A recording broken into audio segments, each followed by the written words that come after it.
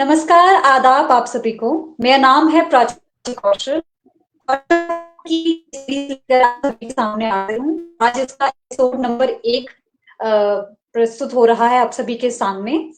टप लहर एक ऐसी सीरीज है जहां पर आप कुछ मजे हुए, कुछ कच्चे कलाकार कुशांजलि के इस पेज पर अपनी कला को आप सभी के सामने रखेंगे। हम उम्मीद करते हैं कि आपको ये कला पसंद आएगी, आप इसे सराहेंगे और आने वाले एपिसोड्स में कविताओं, कहानियों और संगीत को आप आनंद लेंगे। हमारे आज के इस एपिसोड में आप सभी से रूबरू करवाने जा रहे हैं हमारे आज के गेस्ट, जिनका नाम है विक्रांत गर्ग। ये स्नो वैली मंडी कुल्लू से अपना संबंध रखते हैं और अगर शिक्षा की बात की जाए तो इन्होंने बीटेक शूलिनी यूनिवर्सिटी से की है, एमए इन पॉलिटिकल साइंस की है और फिर आजकल करंटली ये एलएलबी हिमाचल प्रदेश यूनिवर्सिटी से परस्यू कर रही हैं। तो विक्रांत गर्ग जी, आपका स्वागत है हमारे शो में। नमस्कार। सबको पहले नमस्कार and special thank to Prachi ji, जिन्होंने एक इंट्रोडक्शन दी मेरी अच्छी सी। तो विक्रांत जी, आज आप हमारे इस शो पर अपनी किस कला को हमारे दर्शकों तक पहुंचाएंगे? चलो, कला है क्या थोड़ी सुनाने बहुत है, वाले आपने हैं जो आज कहा। आप? तो मैं आपको तो बहुत अलग तरह की ये सुनाऊंगा, और मेरा जो है इसमें कैटेगराइजेशन जो कच्चे कलाकारों में है, जो आपने कहा कुछ कच्चे कुछ पक्के, सो कच्चे है तो पहले ही माफी चाहूंगा, अच्छा, बिकॉज मेरा उतना अध्ययन ठीक। नहीं है एक विधा के रूप में कविता क्या होती है। कविता is more like to expression, अभिव्यक्ति जो होती है, एक्सप्रेस करने का तरीका है मेरे लिए। सो पहले ही सभी जो जी, दर्शकों से मैं माफी चाहूंगा अगर कोई गलती हो जाए। ठीक है। तो मैं अब आपसे समय ना गवाते हुए मैं आपसे रिक्वेस्ट करूंगी कि आप हम सभी को अपनी कोई एक सो दैट हम शो को आगे जारी रख सकें और आपको और सके। कोई भी अपनी सो कविता के साथ स्टार्टिंग कर दीजिए। सो सबसे पहले मुझे लगता है कि जब कोई भी कार्यक्रम हो तो तो मैं इस कविता को जो मानता हूँ ये सुनाना वाजिब रहता है जहां मेरा समय हो। सो ये है हमारे देश के जवानों के बारे में, उन शहीदों के बारे में जो मैं लिखी हुई थी कुछ टाइम पहले। जो था एक बार गलवान घाटी में जो इंडिया चाइना के आर्मी मैन थे, जिन्हें हम फौजी कहते हैं, उनके बीच में कन्फ्लिक्ट हुआ, तो उस पे मैंने कुछ लिखा हुआ था उसमें। सो शैल आई स्टार्ट? बिल्कुल। सो इस तरह टाइटल इस तरह से है कि जन्म लिया जिस मिट्टी पे, कि आंखों में लहू उभराता है, तिरंगे में लिपटे वो जवान, लगते सोए माँ के आंचल में, देख रहे सपना, उज्जवलता, अखंडता, संप्रभुता इस राष्ट्र की। कि जन्म लिया जिस मिट्टी पर, आबो हवा जिसकी खाई है, कि जन्म लिया जिस मिट्टी पर, आबो हवा जिसकी खाई है, उसकी खातिर शहादत को चूमने वालों को देख, आज आंख लहू से भर आई है, आज आंख लहू से भर आई है। भाव कई है, कि भाव कई है, शब्द भी निशब्द हो जाते हैं जब लगे लिखने वीरों की शहादत पर, कि जब लगे लिखने वीरों की शहादत पर, तो कलम भी कागज को गीला कर जाती है, वीरों की गुमान गाथा स्वयं लिख जाती है, जन्म लिया जिस मिट्टी पर। वीर की पाषाण छाती को चीर, कि वीर की पाषाण छाती को चीर, जब गोली ने उस वीर के दिल को छुआ होगा, दुख तो उस गोली को भी बहुत हुआ होगा। वीर के लहू का कतरा जब मिट्टी पर पड़ा होगा, कि उस वीर के लहू का कतरा जब मिट्टी पर पड़ा होगा, फटे बादल से भी ज्यादा राष्ट्र प्रेम से भरा होगा, फटे बादल से भी ज्यादा राष्ट्र प्रेम से भरा होगा। जन्म लिया जिस मिट्टी पे, आबो हवा जिसकी खाई है, उसकी खातिर शहादत को चूमने वालों को देख, आज आंख लहू से भर आई है। संचार ने जब खबर जवान के घर पहुंचाई होगी, कि संचार ने जब खबर जवान के घर पहुंचाई होगी, वो मां रोई होगी, चिल्लाई होगी अबे सुध, कि वो मां रोई होगी, चिल्लाई होगी अबे सुध।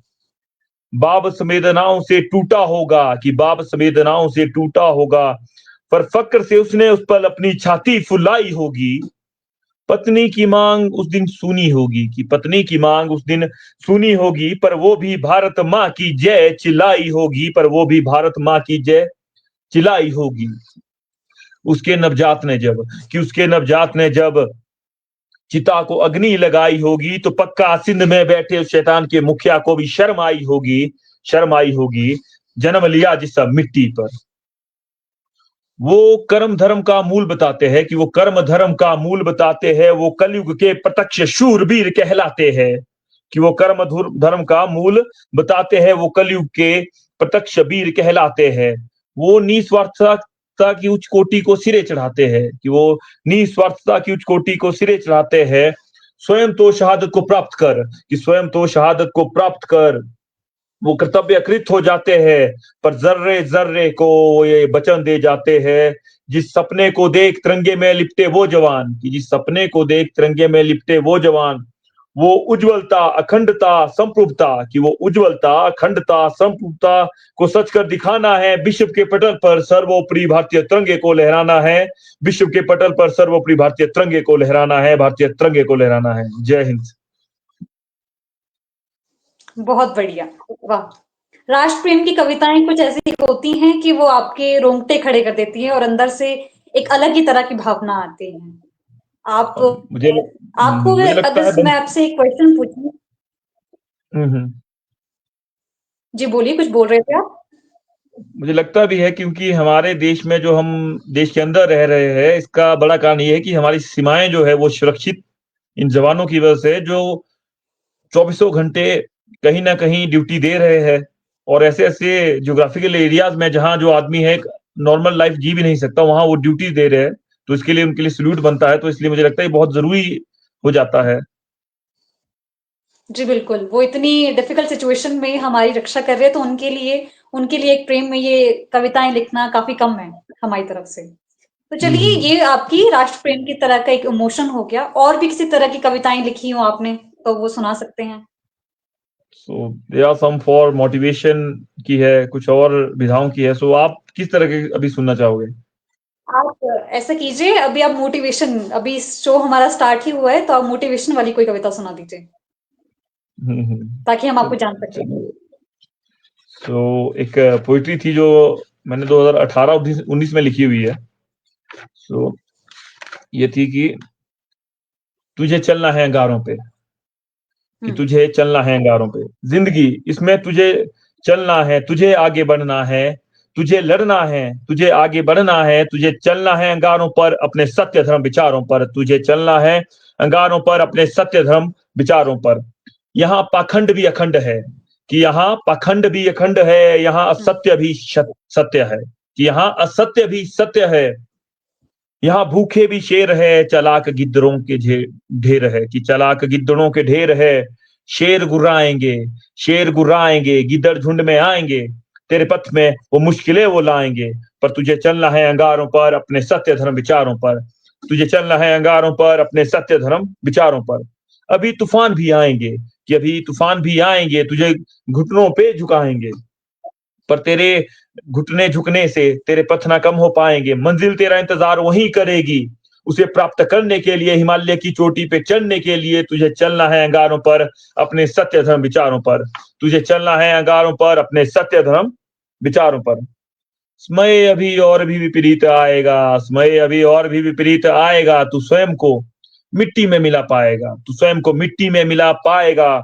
तब तुझे याद यही रखना है, तब तुझे याद यही रखना है, तू वो बीज है, तू वो बीज है, उसी मिट्टी से ऊर्जा प्राप्त कर कल एक विशाल पेड़ बन जाएगा, कल एक विशाल पेड़ बन जाएगा। तुझे चलना है अंगारों पर अपने सत्य धर्म विचारों पर, तुझे चलना है अंगारों पर अपने सत्य धर्म विचारों पर। Thank you. वाह, तू एक विशाल पेड़ बन जाएगा, एक अलग ही मोटिवेशन आप सबने दी है। विक्रांत, मैं आपसे पूछना चाहूंगी, जब आप कविता लिखते हैं तो आपकी इंस्पिरेशन क्या रहती है? कोई मतलब कि आप कभी अकेला फील कर रहे हो, कभी आप दुखी फील कर रहे हैं तो आप कविता लिखते हैं, या किसी के लिए आप कविता लिखते हैं? मेरा तो ये मेन ये था कि एक्सप्रेशन वाली बात है। I am a very talkative guy. बचपन में जो स्कूलिंग में होता था, स्कूल में बहुत कहते ज्यादा बोलता है। बाकी मुझे कोई skill, I am not a good sportsman, या मैं कोई बड़ा एकेडमिक्स में बड़ा ब्रिलियंट भी नहीं था, एवरेज स्टूडेंट था। तो मुझे भी था कोई ना कोई हॉबी तो करनी है। और लोग कहते थे बोलता ज्यादा है, तो मुझे लगा जो बोलने की ये चीज है, तो ऐसी बात बोली जाए कि इस बोलने को पहचान बनाया जाए। और मुझे लगा कविताएं वो चीज है जो मुझे एक्सप्रेस एक सिस्टमेटिक वे में करने का मौका भी देती है, और एक पहचान भी कविताओं ने दी है। सो अपनी जो एक कहते हैं ना कि एक जो वीकनेस है, उसको मैंने एक हिसाब से अपनी एक अपॉर्चुनिटी में बदला एक तरह से। बाकी तो ऐसा है कि कोई खास मोटिवेशन तो नहीं है, पर ज्यादातर जब मैं अकेला होता हूँ, अकेलेपन में ज्यादा लिखता हूँ।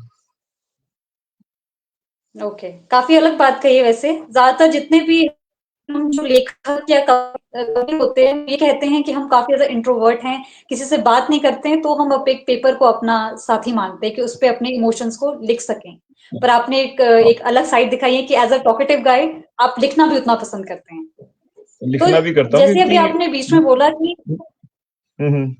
हाँ बोलिए, नहीं तो बोलिए बोलिए। कहते हैं ना, एक टैग लग गया था कि बोलता है, बस बोलता है। तो मुझे लगा कि ऐसा बोला जाए कि लोग सुने, आपको स्टेट सुने, देश सुने। हम्म, अच्छा, बहुत बढ़िया कि आप बोलने के साथ साथ कुछ करते भी हैं, लिखते भी हैं। अच्छा, वजन होता की तो बात का। आपने जैसे बीच में, जी, अच्छा, बोलिए बोलिए तो बीच बोलिए। में आपने कहा कि आप अपने भावों को एक्सप्रेस करने के लिए कविता लिखते हैं। हम्म। तो भाव आपके पास बहुत तरह तरह के भाव होते हैं, तो कौन से वाले भाव को हम्म। कविता में लिखना ज्यादा फील करते हैं? जैसे भी आपने मेनली राष्ट्रभक्ति तो की ये आपने कविता पढ़ी, एक मोटिवेशन के लिए आपने कविता पढ़ी, या कोई आप दुखी हैं उसे, मतलब कौन सा ऐसा भाव है जब आप फील करते हैं कि इस वाले भाव पे हम कविता में लिख ही लूंगा? मतलब मेनली तो मैं ऐसे मोटिवेशन पे लिखना पसंद करता हूँ। जब खुद अकेला होता हूँ तो मोटिवेशन पे लिख के कहीं ना कहीं खुद को भी एक तरह का एक मोटिवेशन मिलती है, और भी जो है उन कविताओं को सुन के मोटिवेट होते हैं। बाकी उसके अलावा ऐसा नहीं है, बाकी ऑब्जर्व करते हैं। जैसे कई दूसरी भी लिखता हूँ जो आजकल मॉडर्न टाइम चला हुआ है। जैसे आप देखते हैं शायरियों का इसमें दौर जो है एक जैसे बोल सकते हैं आपका इश्क मोहब्बत की भी लिख देते हैं, कभी कभी ऐसा नहीं है, लिख देते हैं कई। ओके, तो आप इश्क मोहब्बत पे लिखने वाली शायरियों को थोड़ा कम समझते हैं कि जो आप बताना ही चाह रहे हैं उसे? नहीं नहीं, बता देंगे आपको, ऐसा नहीं है, पर मेन मेरा रहता था, इस पे रहता था, मोटिवेशन पे। चलो, पर ये भी जरूरी है देखिए वैसा। नीचे लिख के आ भी रहा है तो कोई शायरी भी हो जाए। शायरी ढूंढनी पड़ेगी हाँ, मुझे। तो शायरी स्टार्ट कीजिए। शायरी से भी हम थोड़े से रूबरू हुए। तो लेट मी मेरी सी। आवाज सही से नहीं आ रही है। सो अगर ये अब सही होगी तो नीचे लिख के बता दीजिए। तो एक शायरी लिखी थी कि शहर अपना लोग अपने, कि शहर अपना लोग अपने वो गलियां जानी पहचानी सी, कि शहर अपना लोग अपने वो गलियां जानी पहचानी सी। पर हम उससे अनजान थे, पर हम उससे अनजान से। एक दिन उसे भी जान अच्छा, लिया, और उसने हमें भी पहचान लिया। एक दिन उसे भी जान लिया और उसने भी हमें वाह, पहचान लिया। शहर और अपना हो गया, लोग और गलियां मानो और अपने हो गए। शहर और अपना हो गया, लोग और गलियां मानो और अपने हो गए। फिर एक दिन हम उसके लिए अनजान हो गए, फिर एक दिन हम उसके लिए अनजान हो गए। हमारे लिए शहर लोग गलियां अनजान हो गई, हमारे लिए शहर लोग गलियां अनजान हो गई। वाह, बढ़िया, बहुत बढ़िया। और कोई शायरी? और शायरी, let me check in the diary.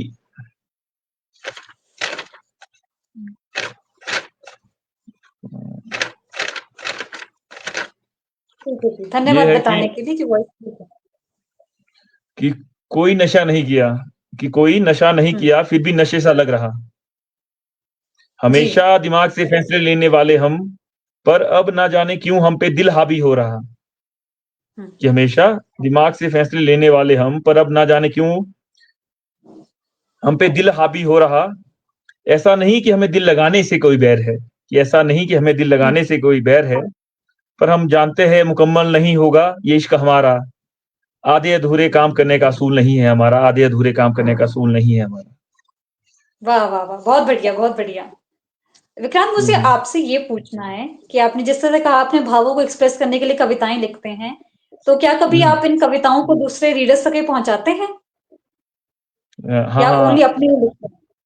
नहीं नहीं, मैं तो जो मैंने आपको वो मोटिवेशन वाली बताई, तो 2019 में जब मैंने स्टार्टिंग में लिखना शुरू करा था, तो वो न्यूज़पेपर में पब्लिश हुई एक दो मेरी कविताएं। तो वहां से तो मैंने और फिर लिखना शुरू करा। उसके अलावा मेरा फेसबुक पे डालता था, मैं यूट्यूब वगैरह पे अपना है विक्रांत गर्ग करके मेरा एक चैनल, तो क्या कह सकते हैं कि मतलब है एक चैनल, छोटा सा चैनल है जिसमें मैं डालता हूँ फेसबुक के माध्यम से। और बाकी अलग अलग मंचों पे, जैसे राज्य स्तर के मंचों पे भी मैं गया हूँ भाषा और संस्कृति विभाग के जरिए, और या बाकी जो अलग अलग कराते कोई ओपन माइक्स होते हैं उसके जरिए मैं एक्सप्रेस करता रहता हूँ, शिमला में, कुल्लू, मनाली, अलग अलग जगहों पे। ठीक है, तो तो करता हूँ काफी समय उसमें से। जब आप अपनी कविता को या शायरी को प्रेजेंट करते हैं, तो उस पे तरह तरह के फिर कमेंट्स या फिर आपको क्रिटिसिज्म भी आता होगा, तो उसे किस तरह से आप हम्म। हैंडल करते हैं अगर कभी नेगेटिव क्रिटिसिज्म आ जाए? हमारा तो, हम तो ऐसे है कि किसी ने एक ने वाह कर दिया हमारे लिए, ये बड़ी बात है। ज्यादा ये नहीं है कि, बाकी क्रिटिसिज्म का तो मैं वेलकम करता हूँ हमेशा से। क्रिटिसिज्म तो बहुत जरूरी भी है, क्योंकि जो कोई भी व्यक्ति जो है अपने आप में परिपूर्ण नहीं है। इंसान की, ह्यूमंस की जो है एक क्षमताएं हैं। कई बार क्या होता है कि हम अपनी क्षमताओं के बराबर भी नहीं कर पाते, तब लोग आपको क्रिटिसाइज भी करते हैं। तो मैं तो इसे एक पॉजिटिव सेंस में लेता हूँ। कोई क्रिटिसाइज भी करे तो कोशिश करता हूँ कि जो वो गलती हुई है अगर उस पर क्रिटिसाइज करा तो उसे फुल फिल करा जाए। और ऐसा, और वेलकम मानता हूँ कि कोई हमारे लिए इतना सोच रहा है, क्रिटिसाइज कर रहा है हमारी चीजों को, पॉजिटिव ठीक। नेगेटिव ले जा रहा है, हमारे लिए जो टाइम दे रहा है। तो क्रिटिसाइज करने के लिए कोई आपको टाइम दे रहा है, आपको सुन रहा है, क्रिटिसाइज कर रहा है, तो उनका तो मैं विशेष आभार भी जताना चाहता हूँ, जो हमें अपनी जिंदगी में इतनी तहजीब दे रहे हैं, तरजीब दे रहे हैं।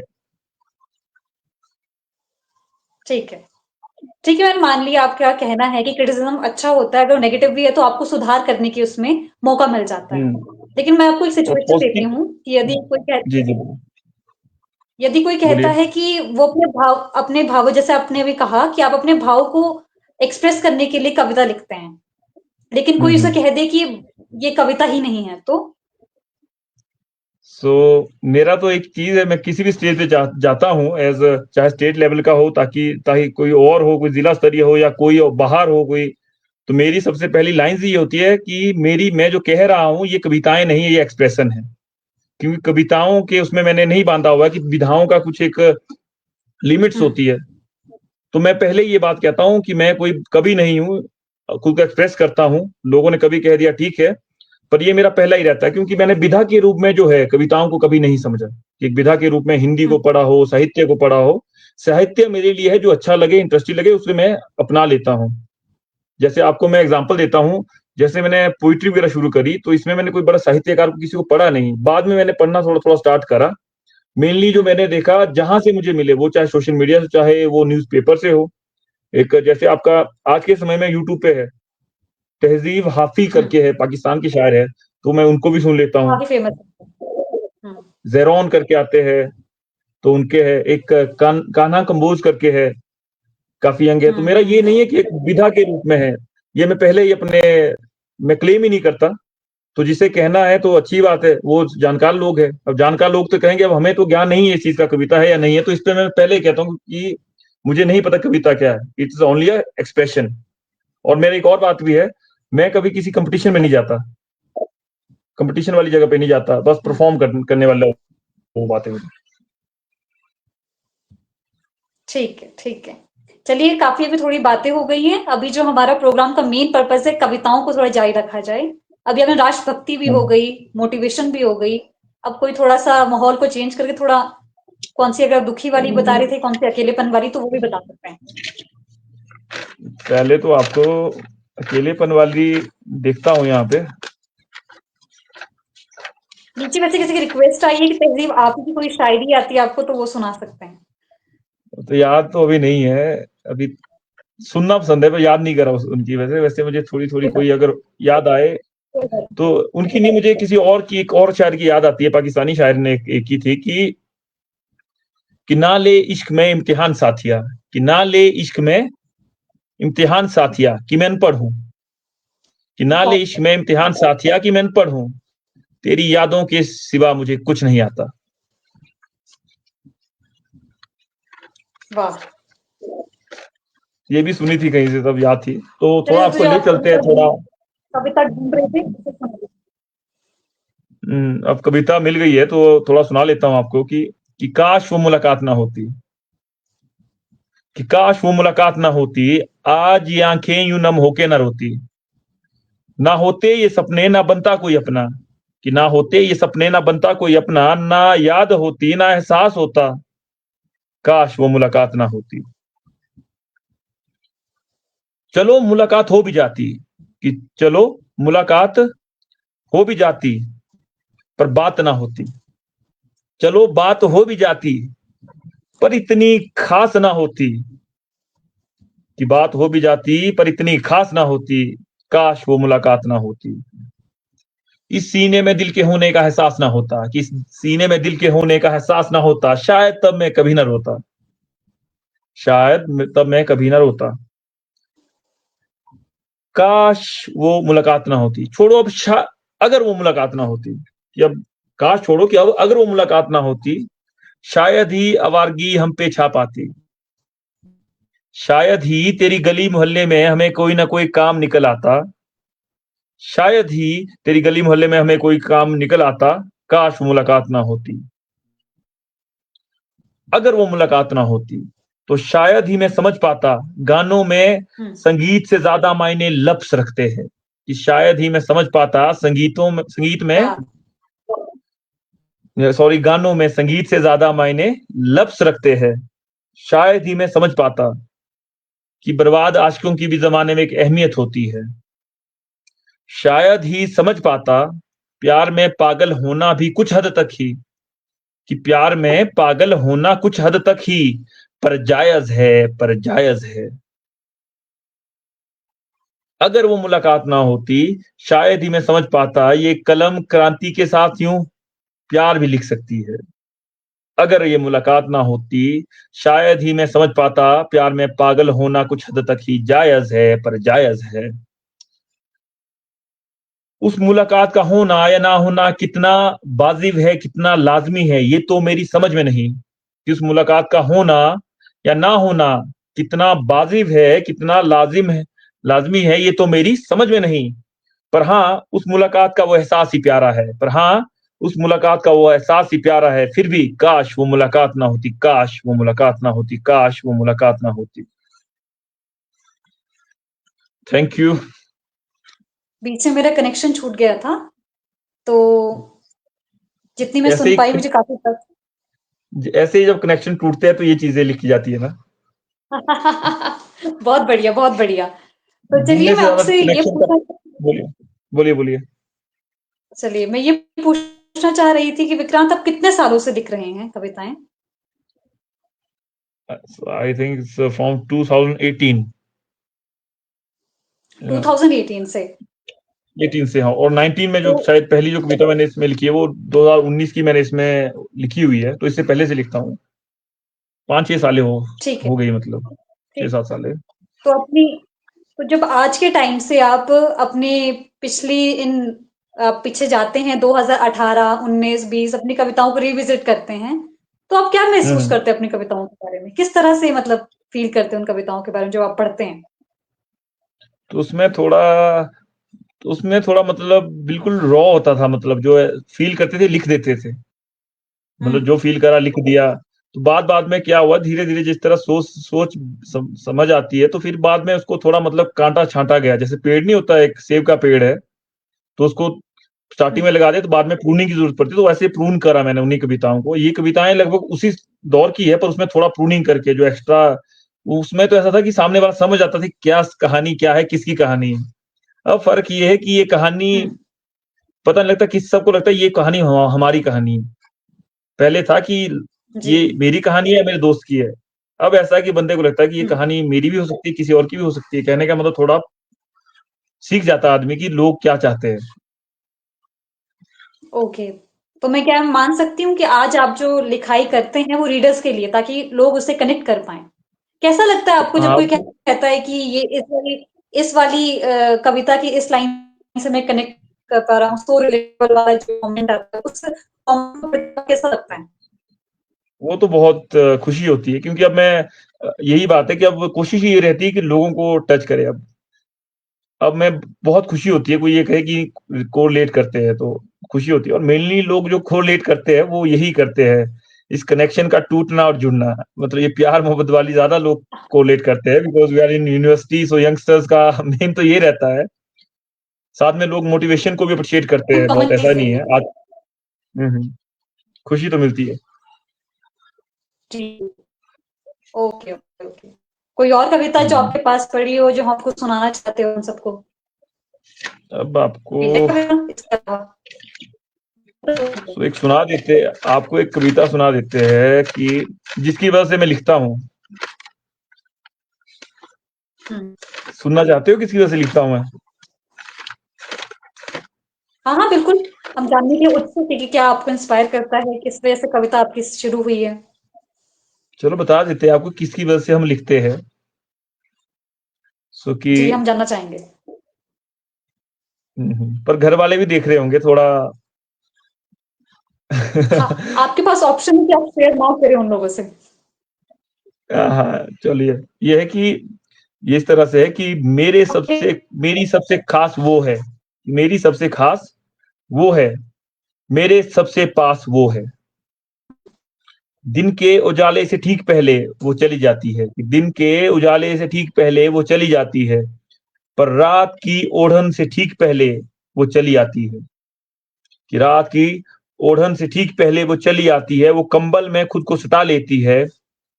कभी पहचान छिपाने के लिए वो मुझसे मिलने ही नहीं आती, कभी पहचान छुपाने के लिए वो मुझसे मिलने ही नहीं आती। जब मेरे साथ कोई और हो, वो मुझसे मिलने ही नहीं आती। उसने मेरा साथ तब दिया जब ज़माने ने मुझे छोड़ दिया, कि उसने मेरा साथ तब दिया जब ज़माने ने मुझे छोड़ दिया। उसने मेरा साथ तब दिया जब मैं खुद को सँभालने में नाकाम था। वो तब मेरे पास आई जब दुनिया मुझ पे चिल्लाई। वो मेरे साथ रही मानो माशूक हो मेरी, कि वो मेरे साथ रही मानो माशूक हो मेरी। और मैंने भी उसका दीदार जी भर के करा, कि मैंने भी उसका दीदार जी भर के करा। जब करूँ उसकी तारीफ़ तो वो उतना शर्मा जाती है, कि जब करूँ उसकी तारीफ़ तो वो उतना शर्मा जाती है। जब करूँ उसका ज़िक्र ऐसी महफ़िलों में, कि जब करूँ उसका ज़िक्र ऐसी महफ़िलों में, तो वो दूर जाने पे अड़ जाती है, वो दूर जाने पे अड़ जाती है। वो सिर्फ़ मेरा नहीं सभी का साथ देती है, कि वो सिर्फ़ मेरा नहीं सभी का साथ देती है। जब कोई साथ ना हो, वो सबका साथ देती है, पर नाम उसका फिर भी बदनाम है, कि नाम उसका फिर भी बदनाम है। नाम लेना ही मानो उसका बुरे वक़्त का पैगाम है, कि नाम लेना ही मानो उसका बुरे वक़्त का पैगाम है। वो माशूक है मेरी, पर मैं उसका सिर्फ़ सबसे अच्छा दोस्त, कि वो माशूक है मेरी, पर मैं उसका सिर्फ़ सबसे अच्छा दोस्त। उसका नाम बताना तो बनता है ना, कि नाम बताना तो बनता है, क्योंकि उसी की वजह से तो मेरा कलम कागज पे चलता है। कि उसका नाम बताना तो बनता है, क्योंकि उसकी वजह से ही तो मेरा कलम कागज पे चलता है। चलो नाम उसका बता देता हूँ, कि चलो नाम उसका बता देता हूँ, वो कोई और नहीं, आपकी मेरी सबकी तन्हाई है, आपकी मेरी सबकी तन्हाई है, आपकी सबकी मेरी तन्हाई है।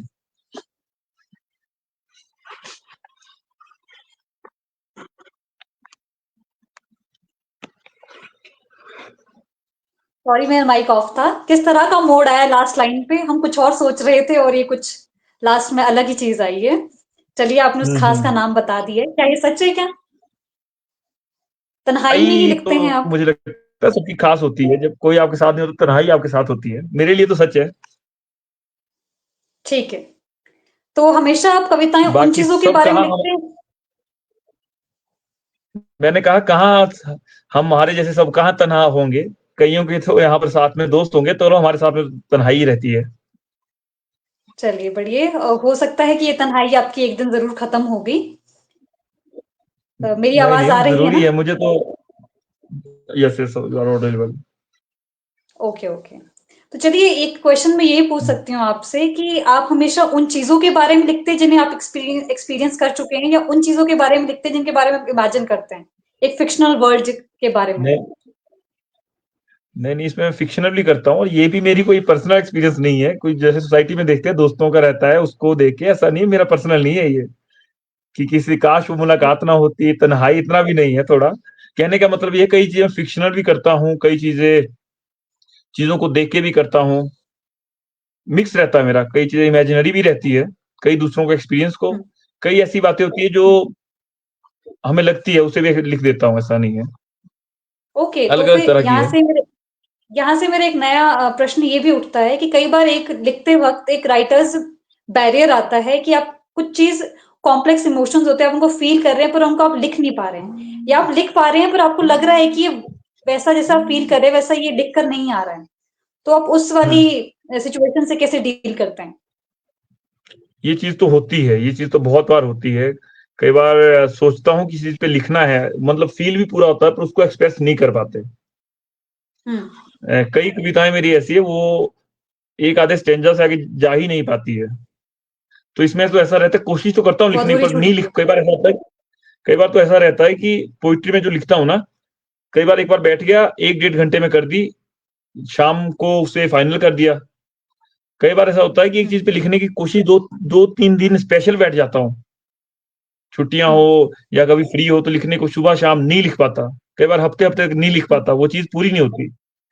फिर ओके। अ, फिर उसको मैं छोड़ देता हूँ, मैं लिखता नहीं उसको, जब जिस जब लगे तो। पर ये चीज होती है, बहुत बार ये चीज होती है कि आपके पास इतना उस चीज का इमोशन होता है, आपको उसमें लिख नहीं कर पाते, कई बार ये होता है। तो उसका तो मेरा ये रहता है कि फिर मैं लिखता नहीं हूँ, थोड़ा फिर इधर उधर बिजी हो जाता हूँ, मतलब कुछ और कर ठीक है, लेते हैं बढ़िया। थोड़ा। हम्म। हम्म। ठीक है, आपके पास कोई और एक कविता होगी सो दैट हम इस शो को थोड़ा एक कविता के साथ या कोई शायरी जिसके साथ ये एंड कर सके हम शो को? कविता जो है, आई थिंक हमने स्टार्ट करा था शहीदों के साथ, और हाँ। हमारे फौजी कहते हैं जनरली, हम ऐसे आर्मी में फौजी जो कहते हैं, हम बचपन से देखते आए फौजियों, फौजियों का काफिला। मेरा घर जो पड़ता है आपके मनाली ले ले वाला जो रोड है, उस हम्म। वाले उस पे पड़ता है। तो वहां से काफिले बचपन से देखे, तो उस पे लिखा था। और उसके बाद एक और चीज जो मुझे बहुत प्रभावित करती है, वो होते हैं क्रांतिकारी, जी। Freedom fighters. हम्म। तो उस पे भी कुछ लिखा था। सो लाइक ढूंढ लेता हूँ मैं तब तक थोड़ा। ठीक है। तो मुझे लगता है कि एक और मुझे ये कहीं मैंने कोट पढ़ा था अ, कि आपका लवर्स, पोइट, एंड एक तीसरी था, क्या था, लवर, पोइट, एंड जो प्रेमी, पागल और लेखक जो है, एक चीज के बने होते हैं, ओके। एक चमड़े के बने होते हैं। ठीक है। ठीक है। और उस तरह मुझे लगता है क्रांतिकारी जो है, ये सबसे बड़े लवर्स जो मैं मानता हूँ होते हैं, जो अपनी जो है शहादत दे देते हैं किसी अपने देश के लिए। तो जी। इस पे लिखा था, इसके साथ एंड भी करते हैं शो का।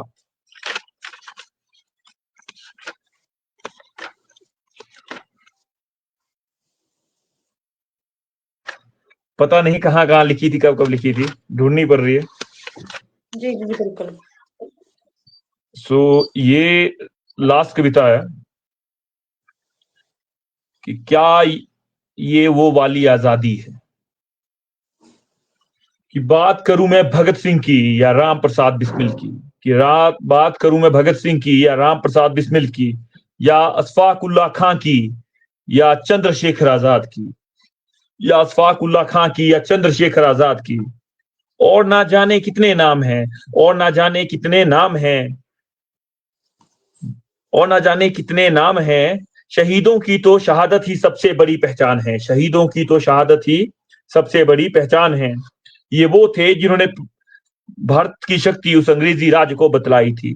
जीवन में स्वाभिमान सबको मिले अफसर समान, की जीवन में स्वाभिमान सबको मिले अफसर समान, जिसके लिए उन्होंने अपनी जिंदगी क्रांति बनाई थी, अपनी जिंदगी क्रांति बनाई थी। क्या ये वो वाली आजादी है जिसके लिए उन्होंने अपनी जिंदगी क्रांति बनाई थी, अपनी जिंदगी क्रांति बनाई थी। आज भी सरकारें व्यवस्था से ज्यादा राज में रखती विश्वास है, कि आज भी सरकारें व्यवस्था से ज्यादा राज में रखती विश्वास है। आज भी कायदे कानून लगते मानो अफसरशाही की खैरात है, कि आज भी कायदे कानून मानो लगते अफसरशाही की खैरात है। आज भी कुछ खास है कुछ आम है, कि आज भी कुछ खास है कुछ आम है। आज भी एक और चकाचौंध दूसरी ओर लाचारी है, कि आज भी एक और चकाचौंध दूसरी ओर लाचारी है। आज भी सरकारें चाहती अपना गुणगान है, और आज भी चलते सरकारी अमले तो सड़कों पर पुलिस की जीप से लाल झंडे आम हैं। पुलिस की जीप से लाल झंडे आम हैं। क्या ये वो वाली आजादी है जिसकी सीख उन्होंने हमें सिखाई थी? आज भी व्यवस्था सुधार पर बोल द्रोह बन जाता है, कि आज भी व्यवस्था सुधार पर बोल द्रोह बन जाता है। आज भी चाटुकार हमें आगे नजर आते हैं, आज भी चाटुकार हमें आगे नजर आते हैं। आज भी धर्म जाति के नाम पे बहता लहू सरेआम है, कि आज भी धर्म जाति के नाम पे बहता लहू सरेआम है। आज भी फूट डालना शासन करना एक परिपक्व शासक की पहचान है, कि आज भी फूट डाल शासन करना एक परिपक्व शासक की पहचान है। क्या ये वो वाली आजादी है जिसकी सीख उन्होंने हमें सिखाई थी? कि वो युवा थे, उनमें जोश था होश भी, उनमें ज्ञान था विवेक भी, पर अभी व्यवस्था में लाचारी है। अब बारी हमारी आपकी हमारी है, जिन्होंने चूमे फंदे गोलियां शान से खाई थी, कि जिन्होंने चूमे फंदे गोलियां शान से खाई थी, वो थे जिन्होंने प्रत्येक भारतीय की शक्ति उस अंग्रेजी राज को बतलाई थी। जीवन में स्वाभिमान सबको मिले अवसर समान, कि जीवन में स्वाभिमान सबको मिले अवसर समान। व्यवस्था हो ऐसी महान जिसके लिए उन्होंने अपनी जिंदगी क्रांति बनाई थी, अपनी जिंदगी क्रांति बनाई थी, अपनी जिंदगी क्रांति बनाई थी। बहुत बढ़िया। कार्यक्रम के आपने एंड में बहुत ही जानदार क्रांति वाली कविता सुनाई है, मैं ये कहना चाहूंगी। किसी का कोई कमेंट आया था, मैं यहाँ से वो हट चुका है, अगर वो दोबारा कह सकते हैं तो मैं पढ़ लूंगी। गले तो लगना है उसे कहो अभी लग जाए, यही ना हो मेरा उसके बगैर जी लग जाए। आ तो जाऊं मैं तेरे पास लेकिन ये ना हो मजाक हो मेरा, मजाक हो और मेरी उम्र लग जाए। सो सॉरी, मैं ढंग से पढ़ नहीं पाई। अब उसके लिए इसकी ये है कि मैं कहता हूं कि गले ही लगना है तो लग जाए, ये ना हो कि मेरा उसके बगैर जी लग जाए। लग जाए आ तो जाऊं मैं तेरे पास लेकिन, कि आ तो जाऊं मैं तेरे पास लेकिन ये ना हो कि तेरा मजाक हो और मेरी उम्र लग जाए। हाँ, मैंने ये थोड़ी हाफिज की है ये तो, ओके ओके ओके, और भी ठीक है। कोई कमेंट्स अगर है तो ले सकते हैं अब तो हम। हाँ, मुझे लगता है वैसे टाइम भी अब ज्यादा हो रहा है, शो को ज्यादा लंबा बढ़ा के वैसे फायदा नहीं होगा। तो वो तो दर्शकों, है। आज के हमारे एपिसोड में हम सभी लोगों ने विक्रांत जी की कविताओं को सुना है, और हम मुझे बहुत अच्छा लगा है, हमें काफी अच्छा लगा है कि अपने भावों को व्यक्त करने के लिए कविता एक जरिया बन रही है। ये जानना काफी अच्छा लगा है, जहां हम हर यूथ में ये एक मैसेज पहुंचा रहे हैं कि अपने आप को एक्सप्रेस करो, अपने फीलिंग्स को, अपनी इमोशंस को एक्सप्रेस करो, वो कविता उनका जरिया बन रहा है। तो काफी अच्छा लगा ये जानकर। दोस्तों, आज एक बिल बुलर्ड नाम के एक इंसान का मैंने कोट पढ़ा, जो कि काफी अच्छा लगा मुझे, और मुझे लगता है कि शो के एंडिंग में इस कोट को मुझे शेयर करना चाहिए। और वो कोट इस तरह का है कि उसको मैं ट्रांसलेट करके सुना रही हूँ आपको, कि हम जब कहते हैं ना कि ये हमारा ओपिनियन है, ये हमारी राय है, तो उसी के बारे में ये कोट कुछ इस तरह स्टार्ट होता है कि ओपिनियन या राय, ये ज्ञान का सबसे लोएस्ट फॉर्म है। और क्योंकि इसमें आपको कोई समझदारी की जरूरत नहीं होती, कोई आपको जवाबदेही नहीं होती, जस्ट ये हमारा ओपिनियन है, हम कह के निकल लेते हैं। तो लेकिन ऐसा इसीलिए है, लेकिन इसके अलावा, सॉरी मैं थोड़ा फंबल कर रही हूँ, ज्ञान का सबसे उच्च स्तर है संवेदना, एम्पैथी। ऐसा क्यों? ऐसा इसीलिए क्योंकि इसमें हमें अपने अहंकार को सस्पेंड कर देना पड़ता है और किसी और की दुनिया में जीना पड़ता है, और इसके लिए हमें जरूरत पड़ती है एक बहुत ही गहरे पर्पस की, जो हमसे, हमारे खुद से बहुत बड़ा होता है। तो मुझे काफी अच्छा लगा है, एम्पैथी पे जोर दिया जाए। और